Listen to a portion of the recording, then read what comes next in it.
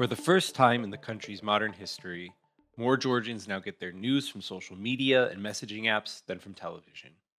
This shift isn't just changing how people consume information, it's fundamentally altering the relationship between the public and news. Welcome to the CRRC-Georgia podcast. Today we're taking a deep dive into how Georgians are now consuming news, based on IREX Georgia's and CRRC-Georgia researchers Zachary Fabus and Macharia Chaidze's comprehensive media consumption survey. Before we examine our findings, let's discuss how we gathered this data. CRRC Georgia conducted a nationwide survey between July and September 2024, completing 2,421 face to face interviews across every region of Georgia, excluding occupied territories. The survey was conducted in Georgian, Armenian, and Azerbaijani languages, with ethnic Armenian and Azerbaijani populations oversampled to ensure adequate representation for comparative analysis. We complemented this quantitative research with 9 focus group discussions involving 72 participants from across the country, plus in depth interviews with 15 media professionals from both broadcast and online outlets. Now let's start with one big finding.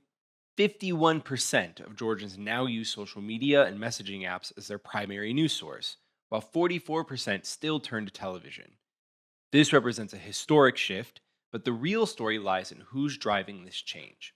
Among 18 to 34-year-olds, an overwhelming 82% get their news primarily from social media and messaging apps. Think about that. More than 4 out of 5 young Georgians have essentially abandoned traditional television news as their main source of information. Those over 55 tell a completely different story. 77% still rely primarily on television, with only 20% turning to digital platforms. The middle generation, 35 to 54-year-olds, finds itself caught between these two worlds, with 54% preferring social media while 39% still favor television. So, where exactly are Georgians getting their news online? Facebook dominates the landscape, with 88% of internet users accessing it at least weekly. This makes Facebook not just a social media platform, but Georgia's primary digital news infrastructure. YouTube follows at 56%, serving as both an entertainment and information hub. What's particularly interesting is how content language varies by generation. Among 18 to 34-year-olds, English content is popular, with 28% watching videos in English. Meanwhile, older generations gravitate toward Russian language content, with 45% of those 55 and older consuming Russian language videos on YouTube. YouTube follows at 56%, serving as both an entertainment and information hub. What's particularly interesting is how content language varies by generation. Among 18 to 34-year-olds, English content is popular, with 28% watching videos in English. Meanwhile, older generations gravitate toward Russian language content, with 45% of those 55 and older consuming Russian language videos on YouTube. TikTok represents the newest frontier, with 49% of young people using the platform. While TikTok isn't primarily seen as a news source, the line between entertainment and information increasingly blurs on these platforms. Despite the digital shift, television remains a significant force in Georgian news consumption. 94% of households own a television, though how they watch has changed dramatically. 27% now watch TV through streaming devices rather than traditional broadcast methods, and 14% report not watching television at all. Among those who do watch TV news, 63% watch pro-government Imedi TV weekly, while 47% tuned into, operational at the time of the survey, opposition-aligned Tavariarchi. Interestingly, this suggests that channel viewership is not exclusive, even when it comes to politically polarized sources. What's crucial to understand is that television viewing and online news consumption aren't mutually exclusive. Many Georgians follow their favorite broadcasters both on television and through social media pages, creating multiple touchpoints with the same news organizations. One of the most striking findings in our research concerns regional news consumption. Nearly 60% of people outside Tbilisi don't use local online news sources at all. This suggests a centralization of news attention toward national outlets that potentially leaves local civic issues underserved.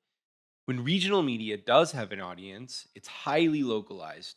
For example, 74% of residents in Ninotsminda, a majority ethnic Armenian and Armenian speaking settlement, access Radio Nor's website for news, but use of this outlet drops to virtually zero outside its coverage area. Accordingly, Language creates distinct information ecosystems within Georgian society. Ethnic Armenians consume 78% of their YouTube content in Russian rather than Georgian, while ethnic Azerbaijanis, according to survey and focus group data, show strong preferences for Turkish and Azerbaijani language content. These language based consumption patterns contribute to different levels of knowledge about Georgian domestic politics. Our survey found that ethnic minorities performed less well on knowledge questions about EU integration and domestic political developments, possibly reflecting the limited availability of Georgian political news content in minority languages. Understanding consumption patterns requires looking at how people actually interact with news content. On social media, 55% of users are what we label passive consumers. They read content but don't actively engage through likes, shares, or comments. Only 6% are what we call active participants, who regularly create and share content. This passive consumption on social media interestingly aligns with how television audiences engage with the medium, as television viewership is passive by design. Social media offers the possibility of engagement, but most Georgians choose to consume rather than participate in conversations around news. Interestingly, many people encounter news content through social media feeds rather than directly visiting news websites. This means that algorithms and personal networks increasingly determine what news Georgians see rather than editorial decisions by news organizations. While still a niche medium, podcasts represent an emerging trend in Georgian news consumption. 12% of people report listening to podcasts within the last 30 days, with the highest usage among 18 to 34-year-olds at 21%.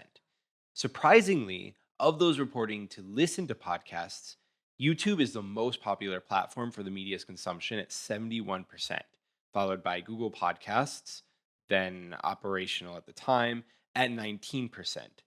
This suggests that even audio content is being consumed through visual platforms, reflecting the dominance of YouTube in Georgia's digital media landscape. The relatively low podcast adoption compared to other countries may reflect Georgian preferences for condensed rather than long form content, according to our media expert interviews. Here's where Georgian news consumption gets particularly complex. People are increasingly relying on sources they don't particularly trust. A striking 21% of Georgians don't trust media from any source at all, representing a crisis of institutional credibility that shapes how people consume news. The generational trust divide mirrors consumption patterns but reveals a troubling paradox. Among those over 55, 61% trust television news, the same demographic that primarily consumes television. However, among 18 to 34-year-olds, only 13% trust television news, yet they've largely abandoned it for social media platforms they don't particularly trust either. When we look at social media trust, the picture becomes even more complex. Despite widespread use of Facebook, users consistently express neither trust nor distrust in the news they encounter there. TikTok users show the highest level of active distrust at 33%, while messaging platforms like Viber and Telegram enjoy relatively higher trust levels at 22% and 23%, respectively. The 2024 Georgia Media Consumption Survey reveals a society in the midst of a fundamental shift in how news and information is broadcast in the country. The shift from television to social media, from passive consumption to active curation, from national to personalized news feeds, these changes aren't limited to technology, platforms, and mediums, but rather have major implications on news's reach throughout Georgian society and have major impacts on social and political processes. Thank you for joining us on the CRRC-Georgia podcast. For detailed methodology and complete findings, visit our website crrc.ge. And you can follow us on Facebook, X, and YouTube at CRRC-Georgia. Until next time.